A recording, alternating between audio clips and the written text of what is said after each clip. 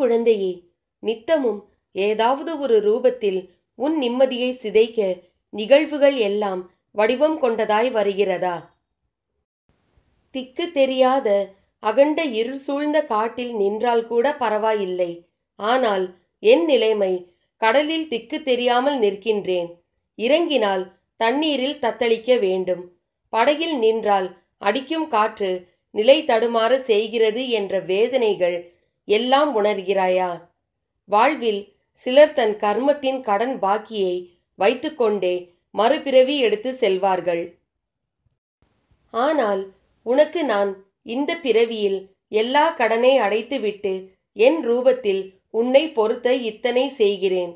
தண்ணீர் கழுத்து அளவு வந்த போதும் கூட மனம் தளராமல் இருந்த உன்னை மூக்கில் மூச்சு முட்டும் வரை உள்ள அளவில் தண்ணீரில் பரிதவிக்க எப்படி விடுவேன்? வழியை காண்பிக்கின்ற உன் சாயப்பா எப்படி விடை தராமல் இருப்பேன்? என்னை நம்பு. மேலே நான் சொன்ன இந்த வார்த்தைகளை நம்பி பொறுமை காத்துக்கொள்.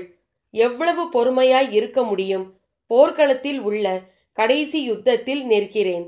கையில் ஆயுதம் இருந்தும் மனதளவில் நான் வலிமை இழந்து நிற்கிறேன் என்ற உன் குமுறல் நான் கேட்கிறேன். நீ அதை உணர்ந்தால் உன் கையில் உள்ள ஆயுதத்தின் பலத்தை விட கோடி மடங்கு அதிகமான பலத்தை நான் தரப்போகிறேன். அதனால்தான் உன் கையில் ஆயுதம் இருந்தும் அதை பயன்படுத்த முடியாதவாறு செய்தேன். என் குழந்தையான நீ மனதளவில் துன்பத்தாலும் மனவலியாலும் வாழ்க்கையை வெறுமை கொண்டு கண்ணீரால் உறைந்து போய் நிற்கிறாய். அதை பார்த்த என்னுயிர் வலிக்கின்ற வேதனை அடைகிறேன். இந்த நாள் வரை உனக்கு நான் காண்பித்த அற்புதங்கள் எல்லாம் சிறிய வடிவுகளே. இனிமேல் அடுத்தடுத்து உன் வாழ்வில் அழகிய நிம்மதியான மகிழ்ச்சிகரமான வெற்றியான நிகழ்வு நடக்கப் போகிறது. இதை உன் மனதில் நன்றாக பதித்துக்கொள். என் வார்த்தைகள் இனிமேல் நேரடியாய் என் வாயிலிருந்து கேட்பாய். என் கைகள் உன் வாழ்க்கைக்கான விஷயங்களை செய்ய, என் கால்கள் உனக்கான விடியல் பாதையை அமைக்க விரைகின்றது. அதனால் நீ எதற்கும் பயப்படாதே, கலங்காதே. உன்னில் நிச்சயம் வெற்றி என்ற தீபத்தை நான் ஏற்றுவேன். விதிப்படி செயல்பட்டு இப்போது சிக்கலில் சிக்கினோம். நமது நிலை செங்குத்தான மலை மீது ஏறுபவன் எச்சரிக்கையாக கைகளை ஊன்றி நடப்பது போல் உள்ளது. கீழே அதல பாதாளமான பள்ளம். விழுந்தால் ஒரு எலும்பு கூட மிஞ்சாது. அண்ணாந்து பார்த்தால் மேலே கொடிய புலி, பக்கத்தில் திரும்பினால் படமெடுத்து நிற்கும் பாம்பு. இத்தகைய சூழலில் இப்போது அப்படித்தான் இருக்கிறோம். இதிலிருந்து தப்பிக்க முடியாதா? பகீரத பிரயத்தனம், அதாவது கடுமையான முயற்சி செய்தாலும் தப்பிக்கவே முடியாது என்கிற சாஸ்திரங்கள் தப்பிக்கவும் வழி கூறுகின்றன. அது என்னவெனில் குருமார்களின் திருவடிகளை சரணடைவது. ஞானிகள் நம்மை கஷ்டங்களிலிருந்து விடுவிக்க அவதரித்தவர்கள்.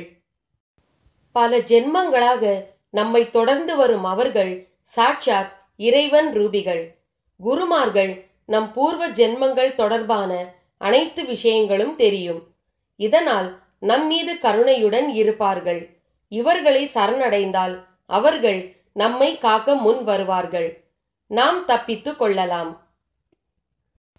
நீ எவ்வாறு பேச கற்றுள்ளாயோ அதை போல மௌனத்தையும் கற்றுக்கொள். பேச்சு உனக்கு வழிகாட்டலாம். ஆனால் மௌனம் நிறைய சந்தர்ப்பங்களில் உன்னை பாதுகாக்கும். கஷ்டத்தை அனுபவிக்காமல் எந்த ஒரு மனிதரும் அவரது லட்சியத்தை அடைய முடியாது. தற்காலிகமாக சந்திக்கும் சிலரே வாழ்வில் நிரந்தரமான பாடங்களை கற்றுத் தருகின்றனர். இன்று உங்களிடம் இருப்பதை பற்றி மட்டும் நினைக்க வேண்டும். இல்லாததை பற்றி நினைக்கவே கூடாது. உங்களை யாருக்கும் பிடிக்கவில்லை எனில் கவலை வேண்டாம். தொட்டு பார்க்கவே அருவருப்பான புழுதான் பிறகு அனைவரும் தொடுவதற்கு ஆசைப்படும் பட்டாம்பூச்சி ஆகிறது. செயல் எப்போதும் மகிழ்ச்சி தராமல் இருக்கலாம். ஆனால் செயல் இல்லாமல் ஒரு நாளும் மகிழ்ச்சி கிடைக்காது. இழந்து நிற்பது கூட முட்டாள்தனம் அல்ல. இழந்ததையே எண்ணி இருப்பதையும் இழப்பதுதான் பெரிய முட்டாள்தனம். உணர்வுகளை மதிக்க தெரியாத இடத்தில் கோபுரமாய் இருப்பதை விட உணர்வுகளை மதிக்க தெரிந்த இடத்தில் குப்பையாய் இருப்பது மேல். உங்களின் நேற்றைய தோல்விகளுக்கான காரணங்களை நீங்கள் கண்டறியாவிட்டால் நாளைய வெற்றியை நோக்கி உங்களால் ஓர் அடி கூட எடுத்து வைக்க முடியாது. மன அழுத்தத்தோடு சிந்திக்காதே, அது ஒருபோதும் வெற்றியை தராது. புன்னகையோடு சிந்தித்து பார், புது அறிவு பிறக்கும், வெற்றி பெறுவாய். அனுபவம் என்பது பெரிதாக ஒன்றும் கிடையாது. எல்லாவற்றையும் இழந்த பின்பு எஞ்சி நிற்பதே. நாம் பல தோல்விகளை சந்திக்க நேரிடலாம், ஆனால் நாம் தோற்கடிக்கப்படக்கூடாது. வாய்ப்புகள் விலகும் போது கவலைப்படாதே. எல்லாம் நன்மைக்கே என்று எண்ணி தொடர்ந்து முயற்சி செய். மிகப்பெரிய வெற்றி உனக்காக காத்திருக்கும். எது வந்தாலும் ஏற்றுக்கொள், எது போனாலும் விட்டுவிடு. ஏனெனில் இந்த உலகில் எதுவும் நிரந்தரமில்லை. சில விஷயங்களுக்காக மனக்கலக்கம் அடையாதீர்கள். ஒத்துப்போகும் தன்மையையும் இனிய பண்புகளையும் வளர விடுங்கள். வாழ்க்கை அற்புதமானதாக இருக்க முடியும், நீங்கள் அதை பற்றி பயப்படவில்லை என்றால். மதிப்பில்லை என்று உணரும் இடங்களில் மௌனமாக இருக்க பழகுங்கள். காலப்போக்கில் மௌனம் மதிப்பை ஈட்டித் தரும்.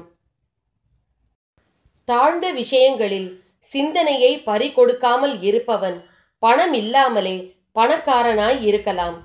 விதியிடம் கண்டிப்பான நம்பிக்கை கொண்டிருப்பது அடிமைத்தனத்திலேயே மிக கொடியது. உன் உள்சக்தி எழும்பி கட்டளையிடும் போது கடவுள்கள் எல்லாம் கட்டுப்பட்டு உனக்காக காரியமாற்ற காத்து கிடக்கிறார்கள். கவலையின்றி செயல்படு. எலும்பே இல்லாத நாக்கினால் எத்தனை இதயங்கள் நொறுக்கப்படுகின்றன. நினைவுகள் எப்போதும் வித்தியாசமானவை. நாம் சிரித்த நாட்களை நினைத்து அழ வைக்கும், அழுத நாட்களை நினைத்து சிரிக்க வைக்கும். சுமைகளை கண்டு நீ துவண்டு விடாதே. இந்த உலகத்தை சுமக்கும் பூமியே உன் காலடியில்தான். தவறு செய்தால் ஒத்துக்கொள்ளுங்கள், விரைவில் சரி செய்து கொள்ளலாம். ஆனால் செய்த தவறை இல்லை என்று சாதிக்காதீர்கள். என்றுமே சரி செய்ய முடியாது. பிரச்சனைக்கு சிறந்த ஆயுதம் பொறுமைதான். பொறுமை அனைத்திற்கும் பதில் தரும். அதற்கு காலதாமதமாகும், ஆனால் ஒருபோதும் தோற்று போகாது. பலமுறை ஜெயித்தவன் ஒரு முறை தோற்றால் அது விசித்திரம். பலமுறை தோற்றவன் ஒரு முறை ஜெயித்தால் அது சரித்திரம். துயரம் என்பது உன்னை துரத்துவது, நீ ஓடும் வரை. ஒரு முறை நீ ஓடின இடத்தில் நின்று பார், அது உன்னை என்ன செய்கிறது என்று. அது உன்னை சீண்டி உன்னை கலங்க வைக்க பக்கத்தில் நெருங்கும். நீ ஒரு அடி பின்னால் எடுத்து வை.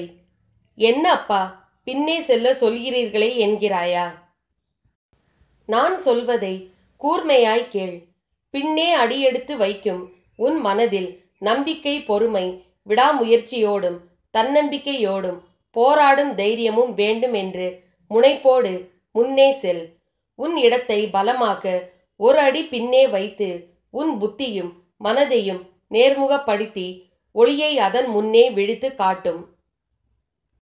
பின்பு உன்னை துரத்த நினைக்கும் எதுவாய் இருந்தாலும் நிச்சயம் தூள் தூளாய் நொறுங்கி போகும். அழுகை என ஒன்றுக்கு பின்னால்தான் மன நிம்மதியின் உருவம் நம் மனதிற்கு உணர்ந்து தெரிய முடிகிறது. ஆனால் சந்தோஷத்திற்கு பின்னால் திருப்தி என்ற உணர்வு தோன்றுவது மிக கடினம். அதனால்தான் தோல்வியிலும் துன்பத்திலும் வெற்றி என்பது சந்தோஷத்தை விட மிக பெரியது என்று கூறுகிறேன். அந்த பக்குவம் வந்துவிட்டால் வாழ்வில் நீ ஜெயித்து கொண்டே இருப்பாய். அதனால் நீ எதற்கும் கலங்காதே, எதற்கும் அஞ்சாதே. நீ ஜெயமாக எல்லா செல்வ வளங்களை பெற்று மகிழ்ச்சியான வாழ்க்கையை பெறுவாய். ஜெய் சாய்ராம்.